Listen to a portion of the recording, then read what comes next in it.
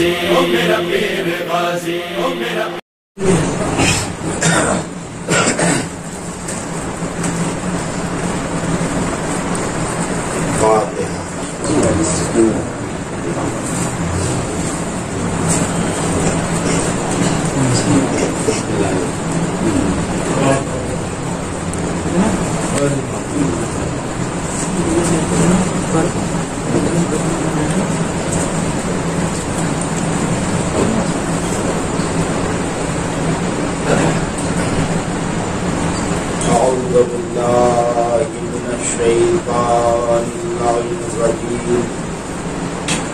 بسم الله الرحمن الرحيم الحمد لله رب العالمين والصلاة والسلام على سيد الأنبياء والمرسلين وخاتم النبيين مولانا أبي القاسم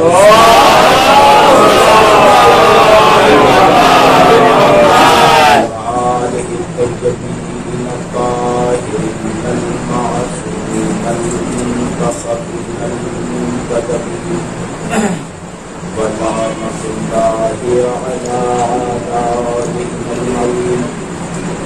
أما بعد فقد قال سبحانه وتعالى في كتابه المجيد والقرآن العليم بسم الله الرحمن الرحيم ولقد كرمنا بني آدم وحملناهم في البر والبحر ورزقناهم من الطيبات وفضلناهم على كثير ممن خلقنا تفضيلا.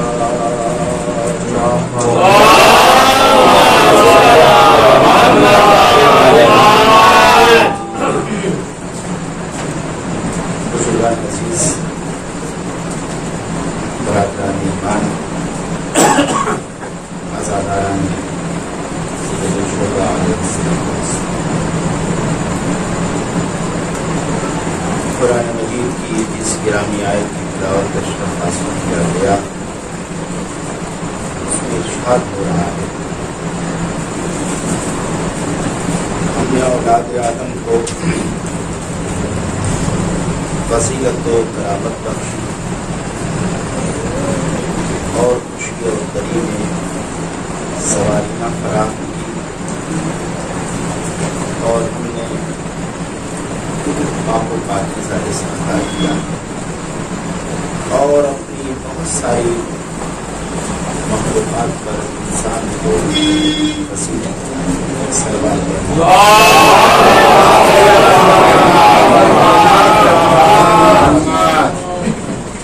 انسان اشرف مخلوقات، انسان اللہ کی افضل ترین اور بہترین مخلوق، انسان ہی خلاصہ کائنات ہے، انسان جوہر کائنات، پورے یونیورس کو، پورے نظام ہستی کو انسان کی یہ زمین کا فرش انسان کے لیے، یہ نیلو آسمانی شامیانہ انسان کے لیے، یہ پہاڑوں کے تکیے انسان کے لیے، یہ گلوں کی گلکاریاں انسان کے لیے، یہ شگفتہ پھولوں کی کیاریاں انسان کے لیے، یہ بادل، یہ ہوائیں انسان کے لیے، یہ ستاروں پر کہکشائیں انسان کے لیے، یہ سمندر کے سینے پہ کھیلتی کشتیاں انسان کے لیے، یہ سمندروں کی روانیاں انسان کے لیے. خلق ما فی الارض جميعا. انسان اس عالمی ہستی میں جو کچھ ہے وہ ہم نے تیرے عزیزوں تو پورے یونیورس کو اللہ نے انسان کے لیے بنایا اور انسان ہی اللہ کی مخلوقات میں وہ واحد مخلوق ہے جس کی تخلیق کے اوپر پروردگار نے تفصیلی گفتگو کی ہے. وہ تو چاند کا بھی خالق ہے اور آفتاب کا بھی ماہتاب کا بھی خالق ہے، مگر انسان کی تخلیق کے اوپر اس نے بڑی تفصیل سے گفتگو کی. انسان کی تخلیق کا جب مرحلہ آیا، آواز قدرت آئی، وَلَقَدْ خَلَقْنَا الْإِنسَانَ مِنْ سُلَالَةٍ مِنْ طِينٍ ثُمَّ جَعَلْنَاهُ نُطْفَةً فِي قَرَارٍ مَكِينٍ ثُمَّ خَلَقْنَا النُّطْفَةَ عَلَقَةً فَخَلَقْنَا الْعَلَقَةَ مُضْغَةً فَخَلَقْنَا الْمُضْغَةَ عِظَامًا فَكَسَوْنَا الْعِظَامَ لَحْمًا ثُمَّ أَنشَأْنَاهُ خلقا آخر فتبارک اللہ احسن الخالقین.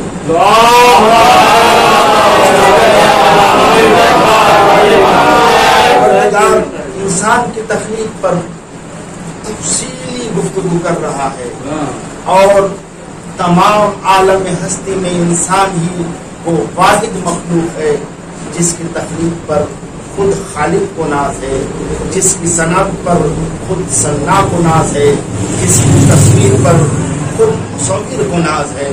ارشاد ہوا ہم نے انسان کو مٹی کے جوہر سے خلق کیا اور اس جوہر حیات کو ہم نے نطفہ بنا کے رحم مادر میں رکھا، پھر اس نطفے کو ہم نے جمع ہوا خون بنایا، پھر اس جمے ہوئے خون کو ہم نے گوشت کا لوتھڑا بنایا، پھر ہم نے گوشت کے لوتھڑے میں ہڈیاں پیدا کی اور ان ہڈیوں پہ ہم نے گوشت کی چادر چڑھائی. ثم انشأناہ خلقا آخر، پھر ہم نے اس پیکر انسانی میں پیکر بشری میں روح داخل کر کے انسان کی تخلیق کو مکمل کر دیا.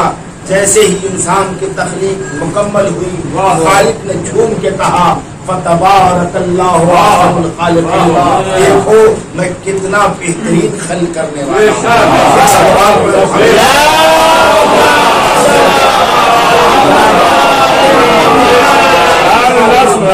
انسان کی تخلیق مکمل ہوئی تو کہتا ہے کہ میں کتنا بہترین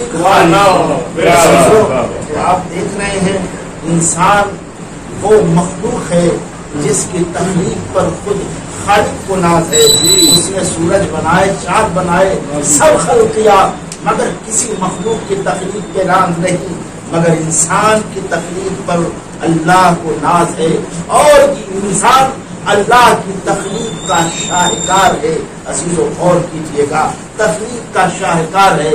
دیکھیے اس نے جب شاہکار بنایا تو اس نے صرف شاہکار کو دکھایا نہیں، بلکہ شاہکار کی تخلیق کے جتنے مراحل ہیں، جتنی کیفیتیں ہیں، جتنی منزلیں ہیں، ان ساری چیزوں کو پروردگار نے بیان کر دیا.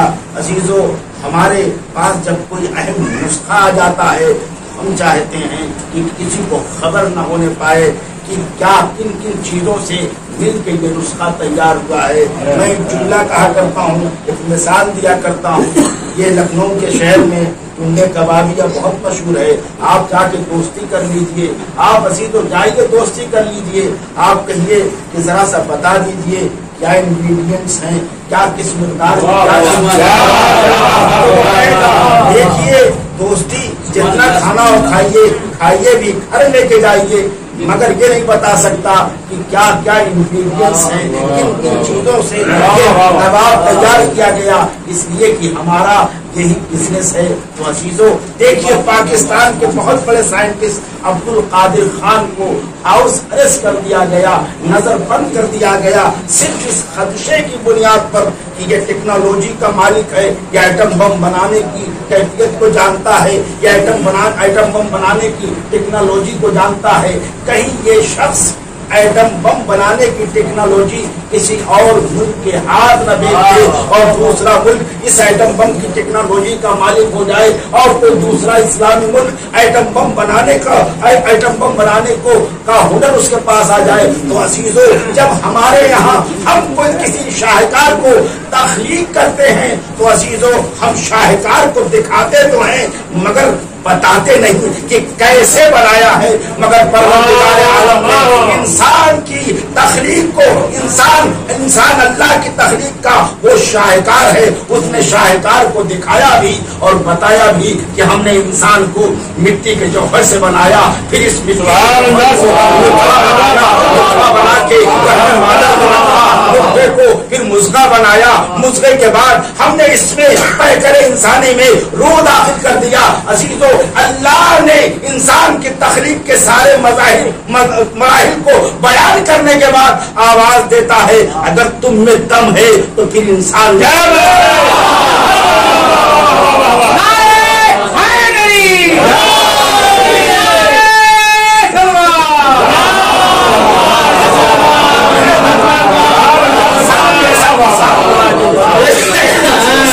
پروردگار کو انسان کی تخلیق کے اوپر ناز ہے، اور تو اس نے پورے یونیورس کو بنایا انسان کی۔ اب ایک سوال پیدا ہوتا ہے، یہ چاند، یہ ستارے، یہ سیارے، پورا یونیورس، پورا یہ سسٹم انسان کے لیے، تو پھر انسان کو اللہ نے کس لیے بنایا؟ تو آواز دی وما خلقت الجن والانس الا لیعبدون، انسان سب کچھ بنایا تیرے لیے اور تجھ کو بنایا اپنی عبادت کے لیے۔ اچھا، عبادت کا کیا بینیفٹ ہوگا؟ عبادت کا کیا فائدہ ہوگا؟ کیوں عبادت کو لازم قرار دیا؟ تو آواز دی یا ایھا الناس اعبدوا ربکم الذی خلقکم والذین من قبلکم لعلکم تتقون، اے لوگوں اپنے پروردگار کی عبادت کرو جس نے تم کو خلق کیا، تم سے پہلے والوں کو خلق کیا۔ کیوں عبادت کرو؟ لعلکم تتقون، تاکہ تم متقی ہو جاؤ، تمہارے اندر صفت تقوی پیدا ہو جائے۔ اچھا، صفت تقوی پیدا ہو جائے گی تو کیا بینیفٹ ہوگا، کیا فائدہ ہوگا؟ توجہ چاہتا ہوں، پروردگار نے آواز دی ومن یتق اللہ یجعل لہ فرقانا، دیکھو جو متقی ہو جاتا ہے ہم اسے فرقان عطا کر دیتے ہیں۔ فرقان کیا؟ حق و باطل میں امتیاز کی صلاحیت، حق و باطل میں امتیاز کی صلاحیت ہم جسے فرقان عطا کر دیتے ہیں، وہ پہچان لیتا ہے حق کیا ہے، باطل کیا ہے۔ حق و باطل کا امتیاز بہت مشکل کام ہے عزیزو، باطل کا پہچاننا بہت مشکل کام ہے، بہت ٹف کام ہے، اس لیے کہ باطل کبھی اپنی حیت میں نہیں آتا، اپنی کیفیت میں نہیں آتا، اسلام اور حق کا لباس اوڑھ کے آتا ہے۔ تو عزیزو، حق کا باطل کا پہچاننا بہت بڑا مرحلہ ہوتا ہے۔ یہی وجہ ہے کہ جنگ جمل جو تاریخ اسلام کی بہت ہی عظیم جنگ ہے، ایک طرف امیر المومنین ہے، ایک طرف ام المومنین ہے، ایک طرف وصی رسول ہے، ایک طرف زوجہ رسول ہے، ایک طرف سلمان و ابوذر جیسے اصحاب نبی ہے، اور دوسری طرف طلحہ اور زبیر جیسے اشخاص۔ اب آپ ذرا سا دیکھیے، ایک شخص اس منظر کو دیکھ رہا تھا، توجہ چاہوں گا، اس منظر کو ایک شخص دیکھ رہا تھا کہ ایک طرف امیر المومنین، ایک طرف ام المومنین، ایک طرف وصی رسول، ایک طرف زوجہ رسول۔ علی ابن ابی طالب کی خدمت میں آتا ہے اور آ کے کہتا ہے کہ علی میں بہت کنفیوز ہوں، میری سمجھ میں نہیں آ رہا ہے، حق آپ کی طرف ہے یا حق ادھر ہے؟ تو جو فرما رہے ہیں یا علی میں سمجھ ہی نہیں پا رہا ہوں کہ حق کدھر ہے، حق پر کون ہے؟ تو علی ابن ابی طالب نے ایک جملہ کہا تیرے کنفیوژن کی وجہ یہ ہے کہ تو حق و باطل کو شخصیات کے تناظر میں دیکھ رہا ہے، تجھے حق کی معرفت نہیں ہے، تجھے باطل کی معرفت نہیں ہے۔ اگر تو حق کو جانتا تو پہچان لیتا کہ اہل حق کون ہے اور اہل باطل کون ہے۔ ایک سوال پڑھو،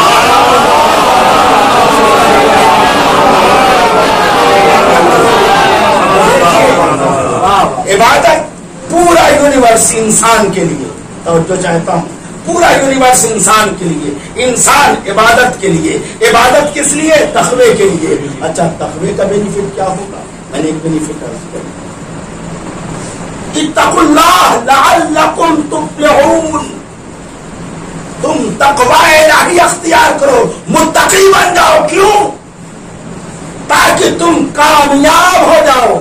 انسان کی تخلیق کا الٹیمیٹ پرپس مقصد کیا ہے؟ کامیابی. اس دنیا میں بھی کامیابی، آخرت میں بھی کامیابی. ایک صلوات پڑھو. انسان کو اللہ نے پیدا کیا ہے کامیابی کے لیے. اب کامیابی کہاں ملے گی؟ کامیابی کیسے حاصل ہوگی؟ تو سورہ شمس میں اللہ نے 11 قسم کھائی. والشمس وضحاها والقمر اذا تلاها والنهار اذا جلاها والليل اذا يغشاها والسماء وما بناها والارض وما طحاها ونفس وما سواها فالهمها فجورها وتقواها قد افلح من زكاها وقد خاب من دساها. پروردگار کہتا ہے سورج کی قسم اور اس کی روشنی کی قسم، چاند کی قسم، روشن دن کی قسم، تاریک رات کی قسم، اور آسمان کی قسم، آسمان کو بنانے والی ذات کی قسم، زمین کی قسم، زمین کا فرش بچھانے والی ہستی کی قسم، نفس انسانی کی قسم اور نفس انسانی کا تصفیہ کرنے والی ذات کی قسم. فالہمہا فجورہا وتقواہا. ہم نے اس نفس انسانی میں تقوا کو بھی رکھا ہے، فجور کو بھی رکھا ہے، خیر کو بھی رکھا ہے، شر کو بھی رکھا ہے، اچھائی کو بھی رکھا ہے، برائی کو بھی رکھا ہے. قد افلح من زکاہا. کامیاب ہے وہ انسان جو اپنے نفس کا تزکیہ کرتا ہے، جو اپنے نفس کو پیوریفائی کرتا ہے، جو اپنے نفس کی طہارت کا خیال رکھتا ہے، جو اپنے نفس کو گناہوں سے بچاتا ہے. وہ انسان کامیاب انسان ہے.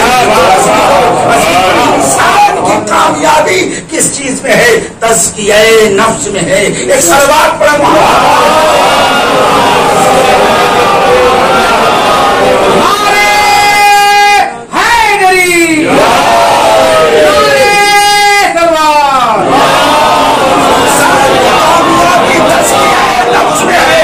عزیز اگر نفس پاک نہیں ہوگا تو انسان کامیاب نہیں ہو سکتا. عزیزو حر کی زندگی کو دیکھے، جب تک حر کی زندگی میں نجاستیں تھی اور ناکام انسان تھا، لیکن جب بارگاہ امامت اپنے دل کی کبیرتیں نکال دی تو حر علیہ السلام ہو گیا.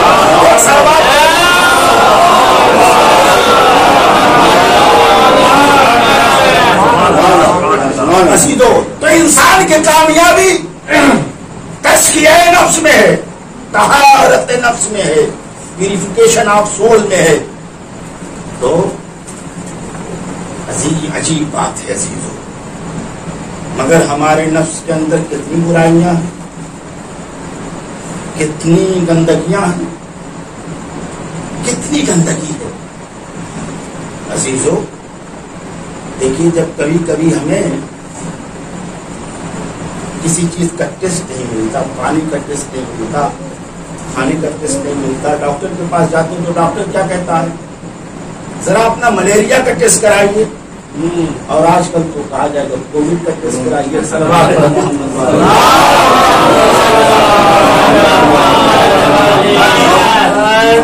ہو سکتا ہے ملیریا کا وائرس ہو سکتا ہے کووڈ کا وائرس ہو.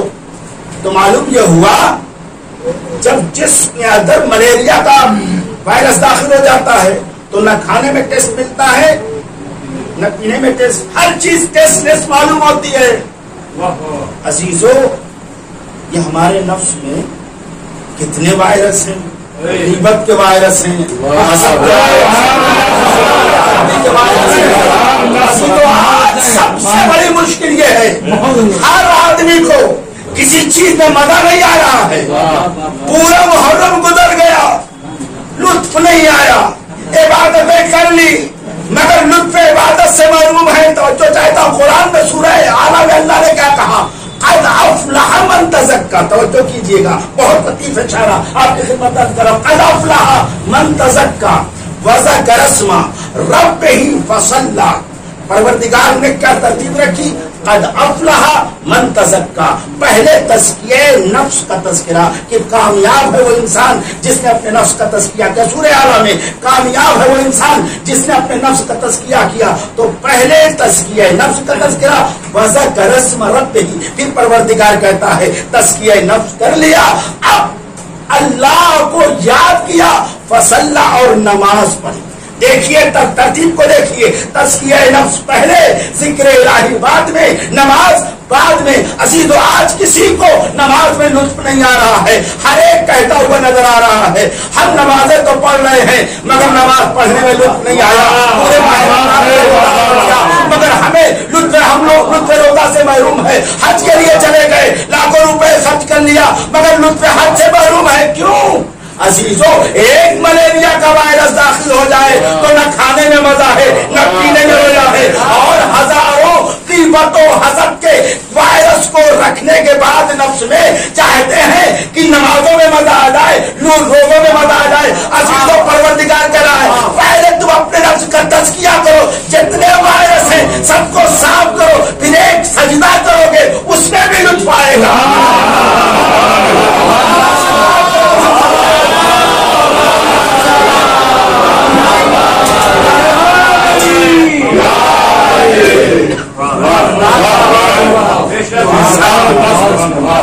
اللہ نے انسان کو بنایا اپنی عبادت اور انسان کو کامیابی کے لیے بنایا. عزیزو انسان کے لیے پورا یونیورس، انسان خدا کی تخلیق کا شکار ہے. انسان کی تخلیق پر خدا کو خود خالق بنا، مگر انسان نے اپنے آپ کو پہچانا. سب سے بڑی پرابلم، سب سے بڑی مشکل یہ ہے کہ انسان نے اپنی ہستی کو، اپنے وجود کو نہیں پہچانا. اگر انسان نے اپنے وجود اور اپنی ہستی کو پہچان لیا ہوتا تو انسان اپنے کو معمولی چیزوں کے لیے 2 کوڑیوں میں اپنے کو بیچ نہ دیتا. عزیزو آج نہ جانے کیسے کیسے لوگ بک رہے ہیں اس لیے کہ انہیں اپنی قدر و قیمت کا اندازہ نہیں ہے.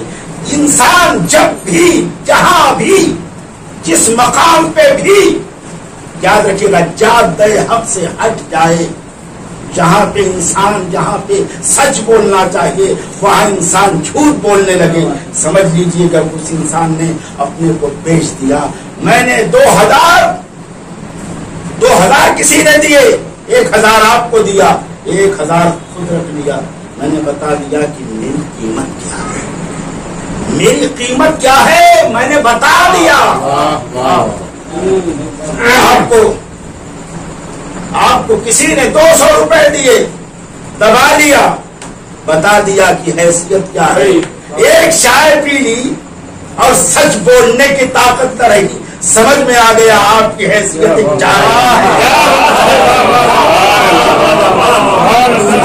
انسان جہاں پہ بھی، جس مقام پہ بھی جادہ حق سے ہٹ جائے، سمجھ لیجئے گا کہ اس نے اپنے کو بیچ دیا ہے. انسان اپنی قدر و قیمت کو پہچانے. ہر آدمی جانتا ہے ڈائمنڈ بہت قیمتی پتھر ہے، مگر کوئی ضروری نہیں کہ جو جانتا ہو کہ ڈائمنڈ بہت قیمتی پتھر ہے وہ بھی کہ پہچانتا بھی ہو ڈائمنڈ، وہ ڈائمنڈ کو پہچانتا بھی ہو. عزیزو جو پہچانے گا نہیں جانے گا وہ کوڑیوں کے بھاؤ بیچ دے گا، لیکن جو پہچانے گا جو وہی ہوگا وہ نہیں بیچ سکتا.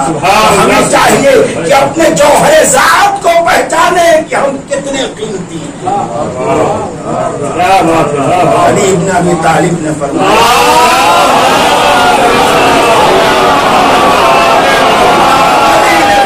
انسان اس کائنات میں کوئی ایسی شے ہے ہی نہیں جو تیری قیمت بن سکے.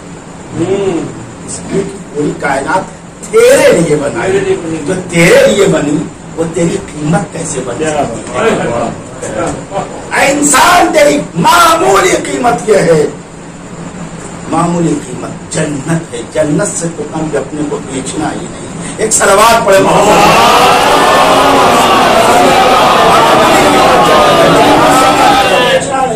مگر ہم تو اپنے کو کوڑیوں میں بیچ دیتے ہیں. کبھی ایک بیڑی پی کے بک جاتے ہیں، ایک سگریٹ پی کے بک جاتے ہیں، چائے پی کے بک جاتے ہیں، ہے کہ ہم کون ہیں؟ عزیزو جب ایک معمولی انسان کی جو قیمت ہے تو انبیاء کی کیا قیمت ہوگی؟ بس مشہور واقعات آپ کی خدمت میں عرض کرتا ہوں اور اپنی گفتگو کو منزل تک لے کے آتا ہوں۔ جناب یوسف کو جب بازار مصر میں لایا گیا، خریدار آئے، چھوٹے خریدار، بڑے خریدار، یہاں تک کہ عزیز مصر بادشاہ مصر خریدار بن کے آیا، تو بیچنے والوں نے کہا اب تو ہم یوں نہیں بیچیں گے، اب تو بولی لگے گی۔ اب بولی جب لگی تو چڑھتی چلی گئی۔ انہوں نے کہا اب یوسف کو اس انداز سے بیچا جائے کہ میزان نصب کر دیا جائے، ایک پلے پہ یوسف کو بٹھا دیا جائے اور دوسرے پلے پہ خزانہ شاہی کو لا کے رکھا جائے۔ اب جناب یوسف کو ایک پلے پہ بٹھا دیا گیا، دوسرے پلے پہ خزانہ شاہی کو لا کے رکھا جا رہا ہے، خزانہ تمام ہو گیا، یوسف جس پلے پہ تھے وہ دس سے مسئلہ ہوا۔ ایک مرتبہ جناب یوسف نے آواز دی تم نبوت کو مال تک تولنا چاہتے ہو، نبوت کو مال سے تولا نہیں جا سکتا، ابھی کیا کیا جائے؟ کاغذ و قلم لایا جائے۔ کاغذ و قلم آیا، جناب یوسف نے بسم اللہ الرحمن الرحیم کی آیت کو لکھا اور کہا لے جا کے اس کاغذ کو دوسرے پلے کے اوپر رکھ دو۔ عزیزو جیسے ہی بسم اللہ الرحمن الرحیم کی ایک آیت کو جا کے دوسرے پلے پہ رکھا، وہ پلہ جھک گیا، جناب یوسف کا پلہ بلند ہو گیا، یعنی جناب یوسف قرآن مجید کی ایک آیت کے مقابلے میں ہلکا، ان کا وزن ہلکا پڑ گیا۔ عزیزو یہاں پہ ڈاکٹر کلب صادق صاحب قبلہ یہیں پہ آپ کے ایرا میں ہے، اللہ ان کو شفائے کاملہ عطا فرمائے۔ عزیزو ان کا یہ جملہ ہے کہ جناب یوسف کو جب ایک جناب یوسف قرآن مجید کے آیت کے مقابلے میں آئے تو قرآن کی آیت کا وزن بھاری پڑ گیا، یوسف کا وزن ہلکا پڑ گیا، مگر پیغمبر نے جب میزان ثقلین کو قائم کیا، ایک پلے کے اوپر پورے قرآن کو رکھا اور دوسرے پلے کے اوپر اہل بیت کو فرمایا، نبی نے فرمایا دونوں ثقلین ہیں، جو وزن قرآن کا ہے وہی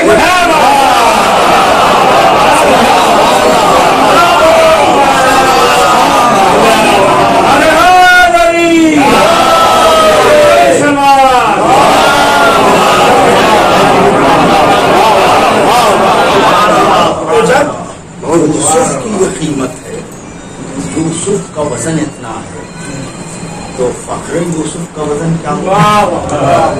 یوسف کی شخصیت اتنی قیمتی ہے تو فخر یوسف کی شخصیت ایک وجہ ہے۔ بس واقعات کے سہارے میں گفتگو کو آگے بڑھا رہا ہوں، یہی وجہ ہے پیغمبر کو زمانہ خرید نہ سکتا۔ ایک دن جب پیغمبر نے اپنی تحریک کا آغاز کیا، اپنے مشن کا آغاز کیا اور مشن کامیاب ہوتا، وہ آگے بڑھتا رہا، تو ایک دن کفار مکہ صنادید عرب حضرت ابو طالب کے پاس آئے، کہا ہے ابو طالب تمہارا بھتیجا جو تحریک لے کے چلا ہے، مشن لے کے چلا ہے، اگر اس تحریک کے پیچھے مقصد یہ ہے کہ وہ کسی بڑے خاندان میں شادی کرنا چاہتا تو جس خاندان میں کہے ہم شادی کرنے کے لیے تیار ہیں۔ اگر اس تحریک کے پیچھے مقصد دولت ہے تو ہم پورے عرب کی دولت دینے کے لیے تیار ہیں۔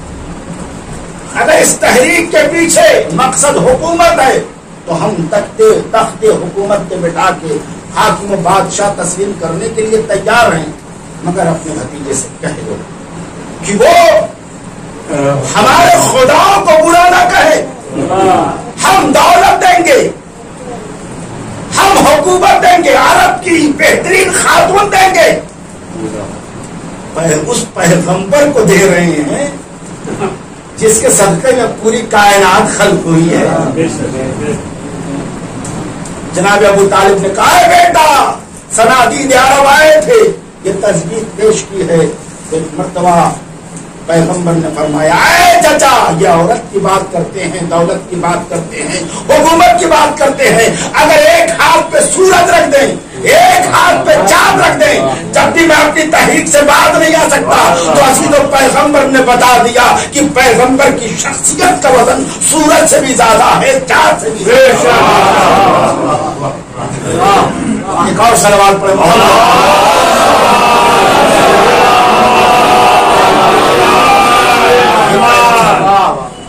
زمانہ مجال نہیں ہے عزیزو، انسان کی قیمت اس کے ہدف کی بنیاد پہ، اس کے مقصد کی بنیاد پہ۔ زمانہ نہ یوسف کو خرید سکا، زمانہ نہ محمد کو خرید سکا، اور زمانہ نہ وسیع محمد حضرت علی بن ابی طالب۔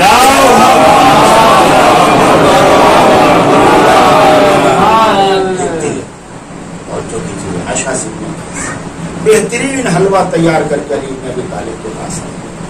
اس وقت کی بات ہے جب علی بن ابی طالب تخت حکومت و خلافت پر متمکن ہو گئے، جب لوگوں نے بیعت کر لی تو علی بن ابی طالب کے پاس اشعث بن قیس بہترین حلوہ لے کے آیا، یا علی یہ گفٹ ہے، یہ تحفہ ہے۔ عزیزو، جب ہمارے یہاں کوئی کسی منصب کسی پوسٹ پہ فائز ہو جاتا ہے تو لوگ تحفے لے کے آنے لگتے ہیں، گفٹ لے کے آنے لگتے ہیں۔ جانتے ہیں یہ تحفے نہیں ہوتے، اپنی یہ رشوتیں ہوتی ہیں، اپنا فیور حاصل کرنے کے لیے، اپنی بات منوانے کے لیے۔ ایک مرتبہ جب اشعث نے کہا علی یہ تحفہ میں لے کے آیا ہوں، علی ابن ابی طالب نے حلوے کی طرف دیکھا، حلوے کی طرف دیکھا اور دیکھنے کے بعد کہا اشعث یہ تو حلوہ لے کے آیا ہے تاکہ میں اس حلوے کو قبول کر کے کھا کے تیرے فیور میں گفتگو کروں۔ اے اشعث تو یہ حلوہ لے کے میرا فیور حاصل کرنا چاہتا ہے؟ اگر ساتوں زمین و آسمان کی حکومت مجھے دی جائے اس شرط پر کہ اے علی ہم تمہیں ساتوں زمین و آسمان کی حکومت دیتے ہیں، مگر شرط یہ ہے کہ معمولی سی جو چوٹی ہوتی ہے اس کے منہ میں معمولی سا ریزہ ہوتا ہے، اس ریزے کو چھین لو تو ہم تمہیں ساتوں زمین و آسمان کی حکومت تمہارے حوالے کر دیں گے۔ تو علی نے فرمایا میں ساتوں زمین و آسمان کی حکومت کو ٹھکرا دوں گا مگر اس چوٹی کے منہ سے معمولی ریزہ نہیں چھین سکتا، اس لیے کہ یہ ظلم ہے۔ علی بن ابی طالب نے بتا دیا کہ علی کی شخصیت ساتوں زمین و آسمان کی حکومت سے بھاری ہے، قیمتی ہے۔ عزیزو، اس کائنات میں کوئی شے نہیں ہے جو علی بن ابی طالب کی قیمت بن سکے، اس لیے کہ علی کی ذات بڑی ہے، کائنات چھوٹی ہے۔ ویسے میں مولا کائنات کہوں، علی کا نام بڑا، کائنات چھوٹی ہے۔ عزیزو، اس کائنات ہستی میں کوئی شے علی کی قیمت بن نہیں سکتی، مگر ایک شے ہے جو علی کی قیمت بن سکتی ہے، ایک اللہ کی ذات ہے، ورضوان اللہ ہے، ورضوان من اللہ اکبر۔ اللہ کی رضا بہت بڑی چیز ہے، اللہ کی ذات بہت بڑی ذات ہے، اور اللہ کی رضا بہت بڑی چیز ہے۔ عزیزو، اس کائنات میں کوئی شے علی کی قیمت نہیں بن سکتی۔ جب اللہ نے یہ دیکھا کہ دنیا علی کو خرید نہ سکی، اس لیے کہ دنیا علی کے سامنے ہیچ ہے، مگر میری رضا سب سے بڑی چیز ہے، تو اللہ نے کہا اے علی بستر نبوت پہ سو تو جاؤ، سو جاؤ، میں خرید لوں گا مردی تیرے حوالے۔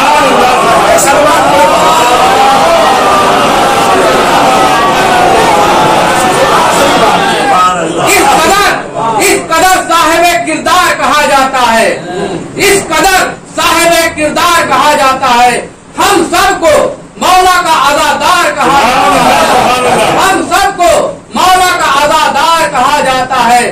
کر کے اقرار ولایت جو مکر جائے، جدی بھائی، کر کے اقرار ولایت جو مکر جائے اسے منکر نہیں غدار کہا جاتا ہے۔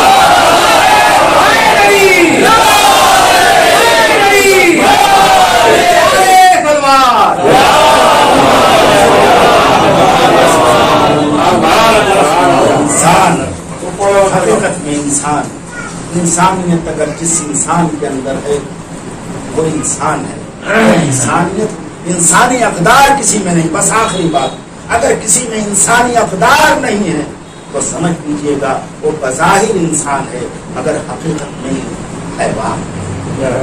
لیکن اگر حیوان ہے اور اس کے اندر انسانی اقدار ہیں تو نگاہ قدرت میں وہ انسان سے زیادہ محبوب ہے۔ بس آخری بات، غور کیجیے گا عزیزو، سورہ نم قرآن میں چونٹی کا تذکرہ ہے، اور اس چونٹی کے نام پر اللہ نے پورے سورے کا نام رکھ دیا سورہ نم۔ دیکھیے ٹائٹل کو دیکھ کے ہمیشہ مضمون سمجھنا، اللہ نے سورے کا ٹائٹل نمل رکھا تو نمل میں چونٹی میں کوئی خصوصیت تو ہو۔ سورہ نمل میں بہت سارے کرداروں کا تذکرہ ہے، روشن ضمیر پرندے حدود کا تذکرہ ہے جو تخت بلقیس کی خبر لے کے آیا تھا۔ اسی سورے میں عفریت جن جس نے کہا تھا جناب سلیمان سے کہ آپ کا تخت دربار پر خاص ہونے سے پہلے میں تخت بلقیس کو آپ کے دربار میں حاضر کر دوں گا، تو اس عفریت اور جن کا تذکرہ ہے، اور اس جناب سلیمان کے عاصم ابن برخیہ کا تذکرہ ہے جو جشم زدن میں تخت بلقیس کو ملک سبا سے یمن لے کے آیا، اور سورہ نمل میں جناب سلیمان کا تذکرہ ہے، جناب داؤد کا تذکرہ ہے۔ تو اتنے اہم کردار، مگر اللہ نے سورے کا نام کسی انسان پہ نہیں رکھا، ایک حیوان کے اوپر، اور وہ معمولی سا حیوان جسے چونٹی کہتے ہیں۔ تو بھائی کچھ تو وجہ ہوگی، کوئی تو خصوصیت ہوگی کہ اللہ نے انسانوں کو چھوڑ کے اس معمولی حیوان کے نام پہ سورے کا نام رکھا۔ تو عزیزوں وہ خصوصیت کیا ہے؟ توجہ چاہتا ہوں، قرآن کہتا ہے کہ جناب وحشر سلیمان جنودہ، جناب سلیمان اپنا لشکر لے کے چلے، انسانوں کی صفیں لگی ہوئی ہیں، جناتوں کی صفیں لگی ہوئی ہیں، اور پرندوں کی صفیں لگی ہوئی ہیں، حیوان سب بستا میلوں میں پھیلا ہوا لشکر جناب سلیمان لے کے چلے، لشکر نیچے نیچے، جناب سلیمان دوش ہوا پر، لشکر چلتے چلتے وادی نمل تک آیا۔ توجہ چاہتا ہوں، وادی نمل تک جیسے لشکر آیا تو چونٹی کی جو لیڈر تھی، جو چونٹیوں کی لیڈر تھی، اس نے جب آتے ہوئے خطرے کو دیکھا تو خطرے کو دیکھ کے خود اپنی جان بچا کے بل میں نہیں چلی گئی، بلکہ توجہ چاہتا سلوات پڑھ محمد۔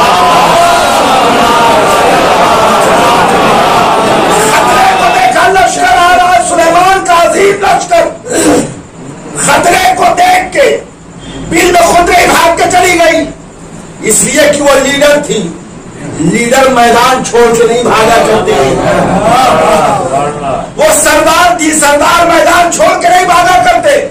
ایک مرتبہ جب چونٹی نے دیکھا لشکر آ رہا ہے تو اپنے وجود کو اپنے دونوں پیروں کے اوپر کھڑا کیا، اور کھڑا کرنے کے بعد اپنی پوری قوم کو دیکھا اور پوری قوم سے خطاب کر کے کہا ادخلوا مساکنکم، دیکھو اے چونٹیوں تم اپنی اپنی بلوں میں داخل ہو جاؤ، کہیں سلیمان اور سلیمان کا لشکر تم کو کچل نہ دے، سلیمان اور سلیمان کا لشکر تم کو کچل نہ دے۔ عزیزوں کوئی لیڈر فالوور کی بنیاد پہ نہیں بنتا، لیڈر وہ ہوتا ہے جس کے اندر قوم کی ہمدردی ہو۔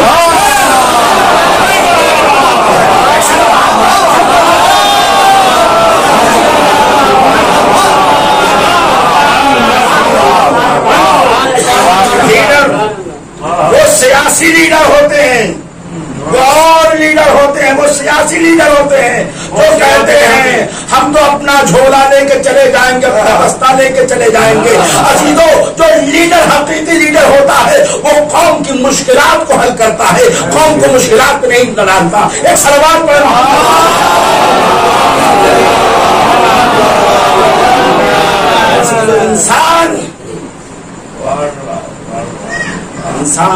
انسانی اقدار کی آج ہمارے سماج میں ہر ایک کو لیڈر بننے کا شوق ہے، ہر ایک کو قائد بننے کا شوق ہے، جو جس کو دیکھو وہی لیڈر بنتا جا رہا ہے، وہی قائد بنتا جا رہا ہے۔ بننے سے نہیں بنتا، قوم کی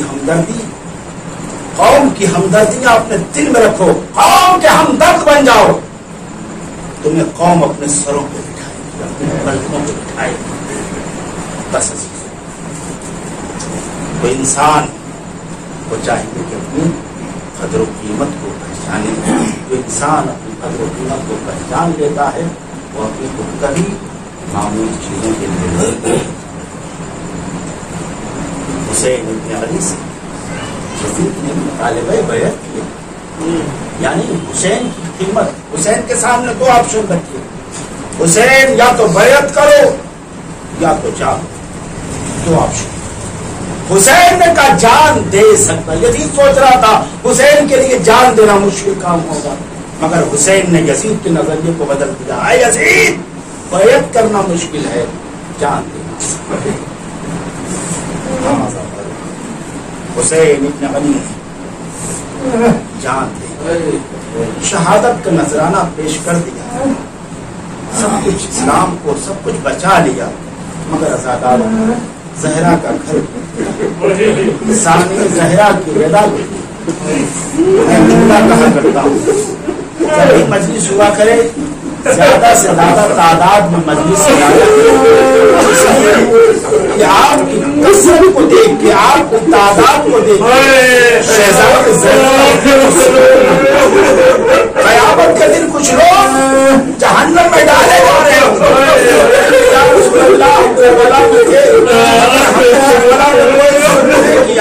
ہم نے تیر سے حملہ نہیں کیا، تلوار سے حملہ نہیں کیا، پتھر نہیں مارے حسین کو.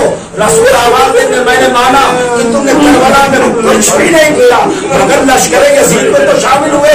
لشکر یزید میں تمہارے شامل ہونے کی وجہ سے لشکر یزید میں اضافہ ہوا، اور لشکر یزید کی کثرت کو دیکھ کے میری زینب کا دل زیادہ سے زیادہ تعداد میں آیا کرے. شہزادی زینب کے دل کو سکون ملتا ہے. شہزادی زینب جاتی ہے، شہزادی زہرا علامہ درباری لکھتے ہیں جب کہیں مجلس ہوتی ہے تو شام کی قبر سے ایک بیوی ہوتی ہے اور ٹوٹی ہوئی قبر پہ اپنے کو گرا کے کہتی اماں کیا میرے بھیا کی مجلس میں نہ چلیے گا. شہزادی زہرا ثانی زہرا بھی آئی ہوئی ہے. شہزادی زہرا کو ان کے بیٹے کا پرزہ پیش کرنا ہے، شہزادی زینب کو ان کے بھائی کی شہادت کا پرزہ پیش کرنا ہے. وہ بہن کتنی مظلوم بہن، مظلومہ بہن، کتنی مظلومہ بہن تھی. آزادارو ذرا سا جب راہب کو شام میں اسیران آل محمد کا قافلہ چل رہا تھا، بیویاں ناکوں پر بیٹھی ہوئی تھی اور سرحائے شہداء نو کے نیزہ پہ بلند تھے. عزادارو جب ثانی زہرا کا سر اٹھا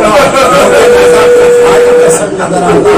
عزادارو راہ شام میں قافلہ گزر رہا تھا. ایک مرتبہ ایک عورت نے پتھر اٹھایا اور پتھر اٹھانے کے بعد سر امام حسین کی طرف پتھر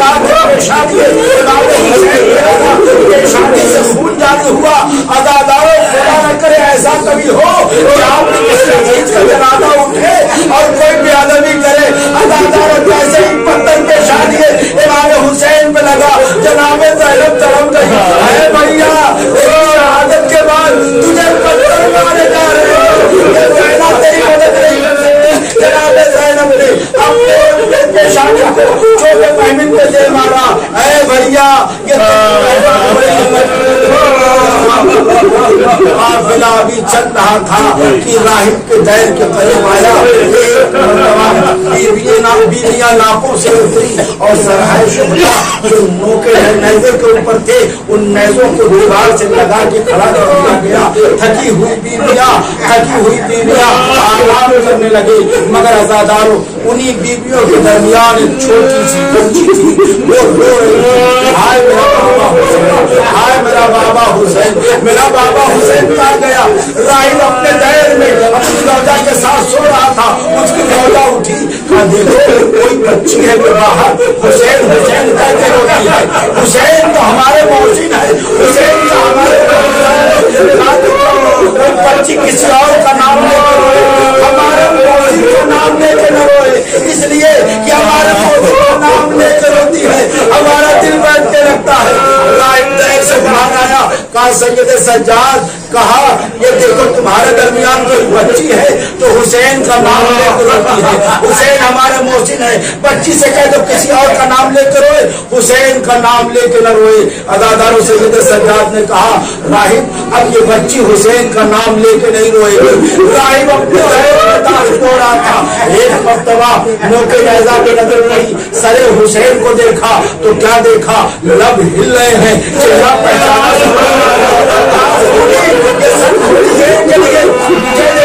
अदादारों खूब रोकेगा, रोने में चलेगा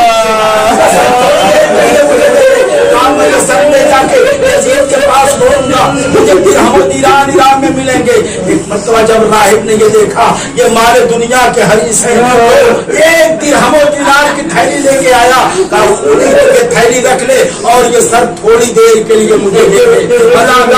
राहिब ने सर को लिया, अपने दहर में दाखिल हुआ, इबादत खाने में आया, एक बुलंद मकाम पे सर इमाम हुसैन को रखा और रखने के बाद अपने घुटने जमीन पे टेके और अपने हाथों को जोड़ा। ऐसा तेरे हिलते हुए लब बता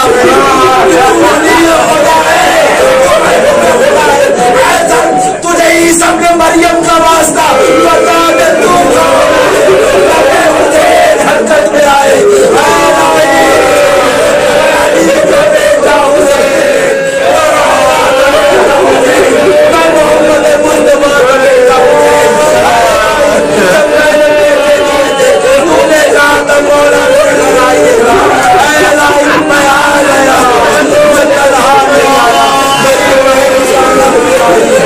मेरी बेटी से आया है।